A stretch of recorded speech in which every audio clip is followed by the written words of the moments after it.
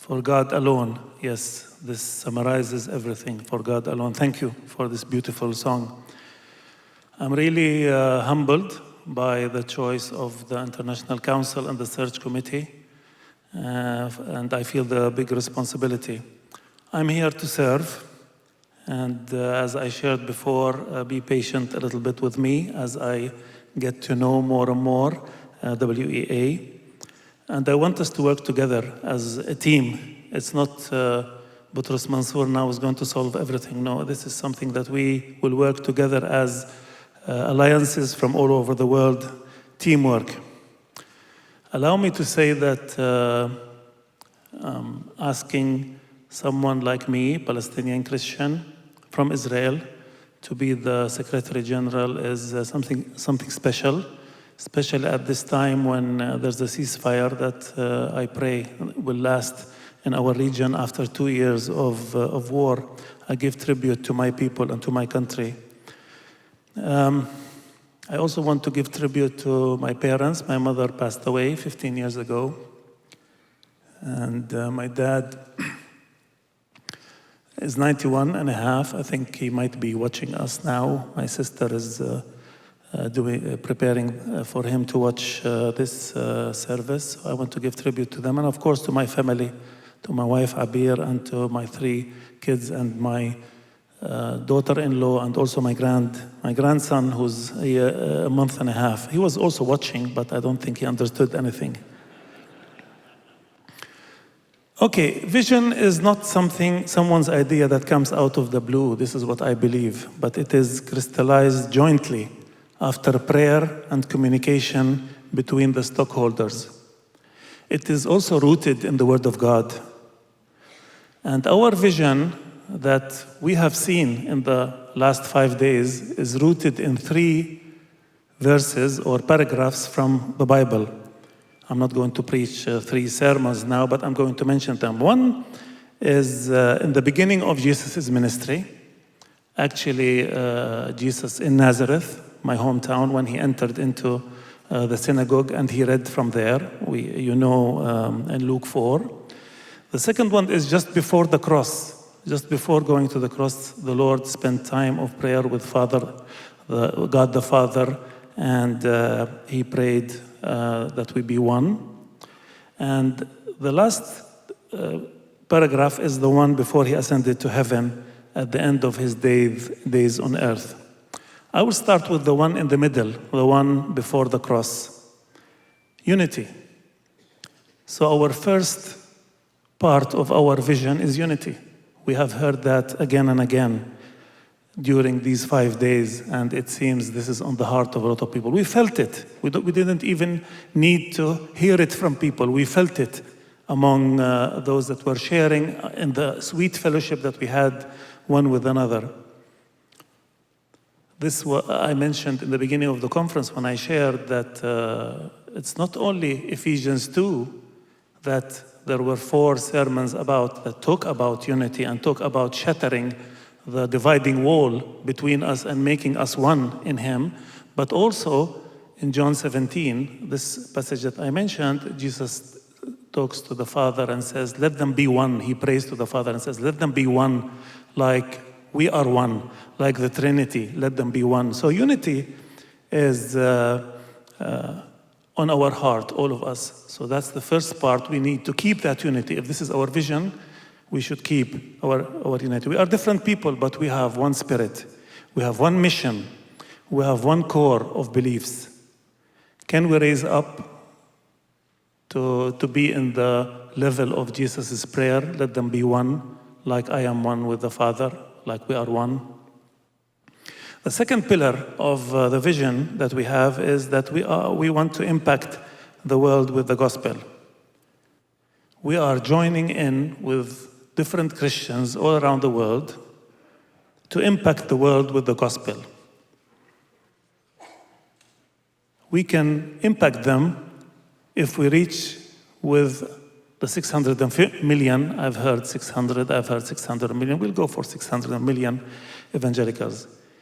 We will reach them by strengthening our regional alliances. If we strengthen the regional alliances as much as we can, then the regional alliances will strengthen the alliances in every country, and those alliances will strengthen the church, and then the church will be strong, and the believers in every church will be strong and willing to share and impact the world with the gospel.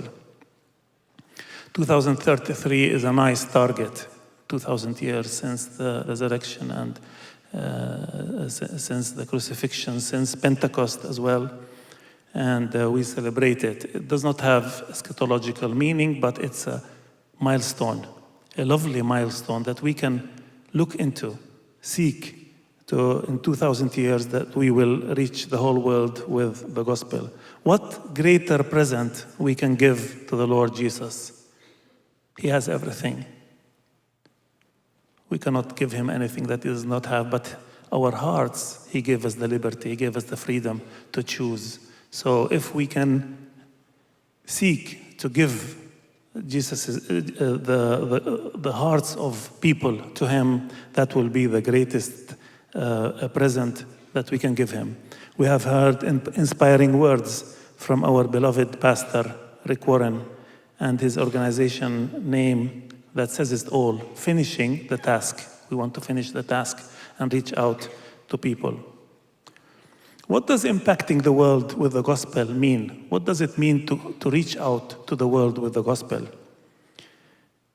In Matthew 28, that's the last passage, of course, the great commandment, the commission that we know, Matthew 28:18, sharing the good news.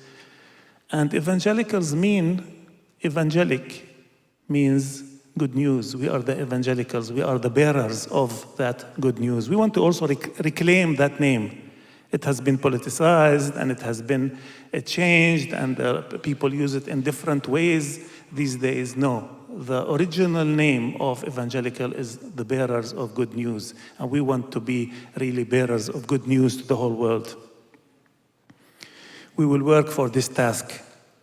The advocacy team, sometimes you wonder, you say, why do we have an advocacy team? This is not evangelism and this is not discipleship.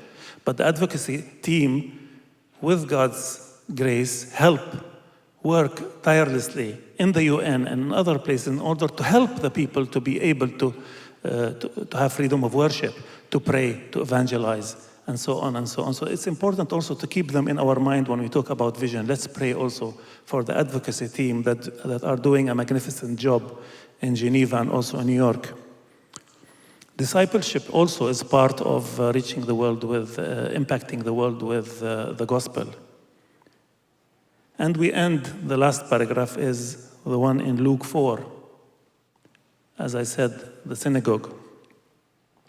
It is the first chronologically, but here in our vision, it is the third one, the last one. He says there, the Lord read from Isaiah 61, when he entered into the synagogue, the Spirit of the Lord is on me because he has anointed me to proclaim good news to the poor. He has sent me to proclaim freedom for the prisoners and recovery of sight for the blind, to set the oppressed free, to proclaim the year of the Lord's favor. So it means not only that we are sharing, when we want to impact the world with the gospel, it does not only mean that we share the good news verbally or tell people about Jesus and ask them to become believers, to put their trust in him, but it's more than that. We, as Dr. Stephen Tung said in his memorable sermon here, he said, it's all about the kingdom of God. We want the kingdom of God to reign. We want to impact the world with the gospel, so the kingdom of God, the values of the kingdom will be there.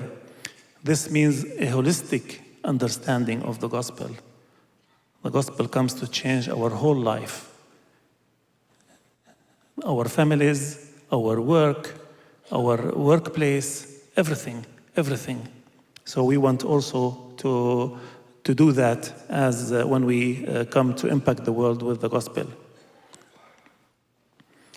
You know, the inauguration or the speech of Jesus, or what Jesus read in the synagogue is like the inauguration. It's well, it was in the beginning of his ministry in Luke 4. So it's very important. You always look what the inauguration speech will be. And so this is also important for us. So some will do works of mercy and justice and reconciliation, and they will impact others also with the gospel. So in summary, 3 things: unity and impacting the world with the gospel. How do we impact the world with the gospel? With the Great Commission, telling the world about Jesus, telling them that he is the only hope. Don't look for hope somewhere else. I don't know how you are able to live your life if you don't know Jesus. In this tough world that we are living, he is the only hope. And then holistically, we are impacting the world with the gospel holistically in different ways, in showing in our deeds. We are reflecting that gospel of Jesus in our relationships and in all spheres of life. And to God be all the glory. Amen.